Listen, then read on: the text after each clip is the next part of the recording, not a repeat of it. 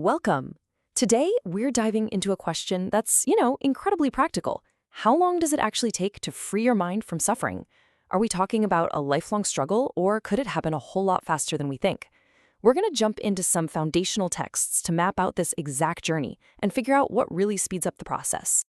So this is the big one, right? It's not just some abstract philosophical question, it's super practical. If you're going to set out on this path, you want to know, is this like a weekend project, a lifetime of hard labor, or something else? Well, the texts we're looking at today offer some surprisingly direct answers. The source material makes one thing crystal clear right from the get-go. This is not some casual hobby. The pursuit of mental freedom is talked about with this incredible life-or-death urgency. The mindset isn't, oh, I'll get around to it. It's an immediate, powerful need to act, just like this quote says, as if your head was literally on fire.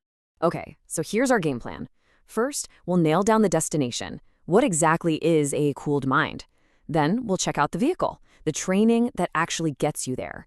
We'll look at the fuel you need to power the journey, the obstacles that are going to get in your way, the surprising timeline for the trip, and finally, where you take that very first step. All right, first things first, the destination. Because really, before we can talk about how long any journey takes, we need a super clear picture of where we're actually trying to go. What does a released mind even look and feel like? I think this slide just nails the contrast perfectly. For the untrained mind, suffering is sticky. It's like this fertile ground where sorrows just pop up constantly, like weeds after a good rain. But for the released mind, it's the total opposite. Sorrows might show up, but there's nothing for them to cling to. They just roll right off, like a drop of water on a lotus leaf. And this is the state the texts are pointing to. It's often described as being cooled or quenched. The whole idea is that the mind is usually burning with these fires of greed and hatred and delusion. So the destination of this path is the complete extinguishing of those fires. What's left is this state of profound peace and clarity. So, if a cooled mind is where we're headed, how do we get there? Well, the texts don't treat it like some big mystery. They lay out a very clear, systematic training method, and that's the vehicle for this journey. And this is absolutely crucial. This isn't about sitting around and hoping for a random flash of insight, for lightning to strike. It's presented as a methodical, learnable skill, a rational process of training your own mind, kind of like how a musician has to train their hands. It's all about cause and effect.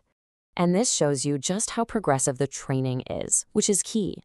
It all starts with this foundation of ethics, basically clearing the ground so your mind isn't all stirred up with guilt or regret. From there, you learn to guard the senses, which stops distractions from constantly derailing you. This builds into mindfulness, which is a much sharper awareness of your inner world.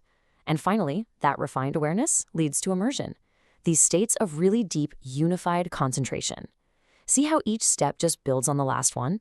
It creates this incredible momentum.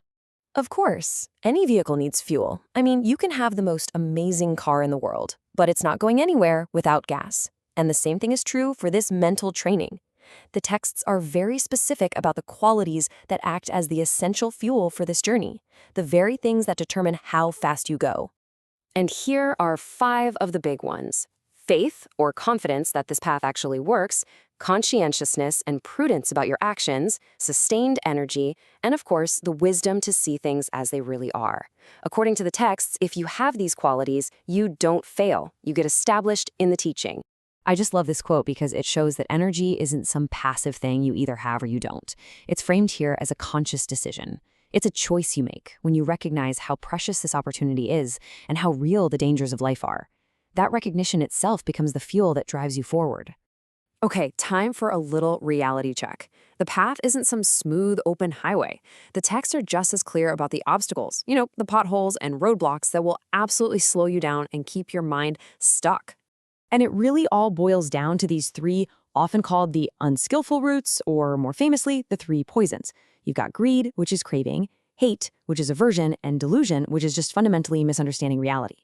These are pinpointed as the main forces that not only cause suffering, but act as a powerful brake on your progress. What a vivid image for greed, right? It's not a static thing. When you're not paying attention, when you're living heedlessly, craving is like this invasive vine that just wraps itself around your mind, strangling your clarity and tangling you up deeper and deeper in wanting. And this brilliant analogy explains exactly why the training is so critical. An untrained mind is, well, it's soft, it's impressionable, just like wet clay. It's easy for these negative forces to get a hold. But the whole process of training, mindfulness, concentration, it firms up the mind. It makes it way less susceptible to these poisons. Okay, so we've looked at the destination, the vehicle, the fuel, and the obstacles. Now we can finally get back to our central question. How long is this road really? And the source material offers some pretty startling answers. So first, let's tackle the common perception. We often hear that this kind of deep, spiritual transformation takes an impossibly long time, right?